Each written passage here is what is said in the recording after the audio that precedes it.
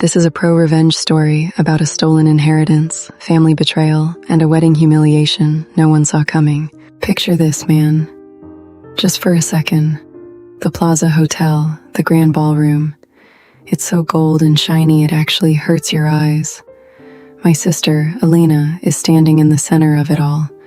She's wearing an $80,000 Vera Wang gown that flows like liquid silk. My parents? They're on either side of her, beaming, looking like they finally bought their way into heaven. Me? I'm tucked away in the shadows of the service hallway. I'm wearing a baggy, grease-stained tech crew hoodie and holding a tray of damp lemon-scented napkins for the guests. My hands are shaking, not because I'm nervous, but because I'm physically nauseous. 10 minutes ago, I stood in the staff bathroom and hit send on a 2 gigabyte encrypted file. It didn't go to the police. It went to the lead counsel for the Sterling family, Elena's future in-laws. In that world, you don't call the cops. You call the auditors. Dad stands up. He taps a silver spoon against a crystal glass. Cling. That tiny sound silenced 500 of New York's wealthiest vultures. He announces, with that fake-ass tremble in his voice, "To celebrate Elena's happiness, we're gifting her a Malibu villa and a $2.2 million trust fund." The room erupts. People are literally crying. They don't know that villa has 3 liens on it. And that 2.2 million? That was my inheritance. Money Dad straight up borrowed years ago to cover his failing firm's payroll. Mom catches my eye from across the room. She doesn't smile. She just gives me this cold little head shake like, "Don't you dare make a scene, Chloe." Right then, all I could think was, Elena's getting her $1 million wedding, and Mom and Dad are about to have the worst fucking sunset of their lives. I wasn't a hero. I was just a ghost, finally showing its teeth. I wasn't born evil. They molded me into this. When I was 12, I got hit with pneumonia so bad my lungs felt like they were packed with hot sand. I was lying there burning up, and I could hear Mom and Dad laughing in the living room, arguing about which horse to buy Elena for her next show. A $60,000 animal. I crawled, literally crawled, to the kitchen for water. My chest was screaming. Dad looked at me like I was a cockroach interrupting a business meeting. He said, "Get your water and go back to your room, Chloe. Shut the door. Don't let your coughing ruin Mom's headache. Your sister needs quiet for tomorrow's competition." That night, they took Elena out to try on new riding boots and had a fancy French dinner. I was left alone on the cold kitchen floor for 3 hours, staring at the dust bunnies under the fridge, wondering if I died right there, would they even notice before the wedding season ended? I didn't cry. I think I forgot how. I stole $200 from Dad's secret drawer, called a car, and got myself to a 24-hour clinic. When the doctor asked where my parents were, I smiled, the same smile I practiced in the mirror 100 times, and said they were busy saving lives at the hospital. That was the first time I learned how to use their own money to survive. And honestly, that shit tasted sweet and terrifying at the same time. On my 18th birthday, the day I was supposed to get my trust fund from Grandma, Dad handed me an IOU on a cocktail napkin. He said, "You're smart, Chloe. You can make your own way. Your sister needs a solid foundation to marry into a good family. This is an investment for the whole bloodline." I didn't argue. I just smiled and said, "I understand, Dad. Family comes first." But inside, I was already gone. I took the unpaid tech assistant job, not because I was obedient. I took it so I could plant the bombs right under their foundation. For 2 years, I lived like a ghost inside Dad's company. I didn't just copy the books. I set traps. I suggested clean ways to move money that I knew would leave digital footprints he could never erase. One night, he left a box of my favorite pastries on my desk without saying a word. He looked tired. He actually looked human for a second. My hand hovered over the delete button for hours. I almost wiped everything. I thought, maybe I just let it go. Maybe I just walk away. But the next morning, Elena stormed into my office, threw a stack of jewelry bills in my face, and said, "Pay these, hide them in company expenses. Dad says you're the best trash can this family has. Don't disappoint him, Chloe. I want my day to be perfect." That trash can line killed whatever was left of me. The pastry box went in the bin. I finished building the shadow ledger. Every fake number he entered, my system recorded the real one. I also caught him on tape telling Mom, "Chloe's just our little money bin. Elena's the real strategic play." I didn't send the evidence right away. I wanted them to crash in front of everyone they were trying to impress. I wanted them to feel what it's like to be publicly exposed, the same way they spent 18 years showing the world how worthless I was. "Why are you in here? Go check the Sterling seating chart. And do something about your hair. You look like you slept in a server room." "Do you love him?" Finally looking at her through the mirror. "Mark? Don't start. I love what comes with him. That's enough." Honest, at least. "Don't do that bitter little stare at me. Not today." Looks Chloe up and down. "You always do this. You walk into a room looking like a problem and expect people to call it depth." "Last night I almost deleted everything."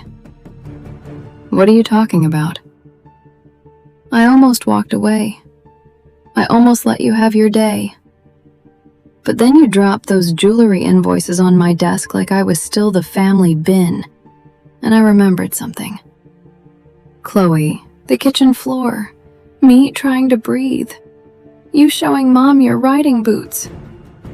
Oh my God, that again? We were kids. You weren't a kid this morning." Turns fully now. "You know what your problem is? You think every room has to stop for your pain. It doesn't. Some people move on. Some people get carried. No. Some people know how to be chosen. That's what you never understood. Mom and Dad trusted me with the life they wanted. You always looked at them like a judge. They trusted you with the version that photographs well. And what exactly are you here to do? Scare me? Tell me I'm shallow? Tell me my marriage is fake so you can feel less left behind?" Mark's family already has the ledger. They know the villa is leveraged. They know the trust money isn't clean. They know enough. Maybe they bury it quietly. Maybe they don't. But nobody in that ballroom is coming to save you. You're lying. Then ask yourself why his mother hasn't come in once. Why his lawyer is here before the vows. Why your phone has been face down for 20 minutes. Grabs her phone. No new message. Her hand starts to shake. "What did you do?" "I stopped covering for him." "You ruined this because you couldn't stand one day not being the victim." "No. You ruined it by thinking stolen money becomes respectable if you wrap it in white silk." There you are. Go on. They're waiting. You're sick. Maybe. But I'm not invisible anymore. There was no big screen reveal, no dramatic recording played over the speakers. Real life is much crueler than that. As Dad was finishing his speech about legacy, I saw Mark's mother walk up to the head table. She didn't scream. She leaned in and whispered something into my mother's ear. I watched Mom's face turn from a joyful mask into a distorted mess. She looked at Dad. Dad looked at the Sterling's lawyer, who was standing by the exit with a folder in his hand. The lawyer didn't move. He just nodded once. The air literally left the room. 500 people started whispering. Mark didn't stand by Elena. He stood 5 feet away, looking at his shoes. The Sterling's mother walked over to Elena and, without saying a word, she reached out and unclasped the heirloom diamond necklace she'd given her that morning. She took it back, right in front of everyone. Dad tried to keep talking, his voice cracking, stumbling over his lies, but the guests were already standing up, not to applaud, to leave. It was a mass exodus of the elite. Within 20 minutes, the Plaza ballroom was an empty tomb. Zuma. Elena was left standing at the altar alone, her dress looking like a pile of expensive trash. Mom. Chloe. Wait. What did you do? You know what I did. They're talking about audits, lawyers. Your father can barely stand up in there. Elena locked herself in a bathroom. Was this the plan? To do it here? Tonight? There was never going to be a good night for the truth. Don't say it like that. Don't stand there and act clean. You sat in that house. You watched us drown. You let this build. I learned that in our house, silence was useful. We were trying to hold everything together. For who? For the family. No. For Elena. For appearances. For whichever version of us looked expensive from across a room. That is not fair. Neither was 12. Neither was coughing so hard I saw black spots and hearing you tell me not to come out because Elena needed sleep. I know we failed you. That's the first true thing you've said tonight. Chloe, please. Don't do this all the way. Tell them your father moved things around, fine, but not like this. Not in front of everyone. You know how these people are. One whisper and they bury you alive. I know. I learned from watching you. You were the strong one. You always understood. That word again. Because it was true. No, it was convenient. What do you want me to say? Nothing rehearsed, nothing useful. Just don't call it love now.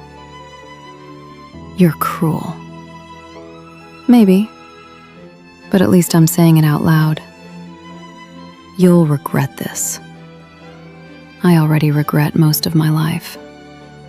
Chloe, when I needed a mother, you gave me instructions. When Elena needed something, you gave her the room. That's the whole story. Then maybe I was right about you. Maybe there was always something cold in you. Maybe. Or maybe cold is just what happens when nobody comes. Go back inside, Mom.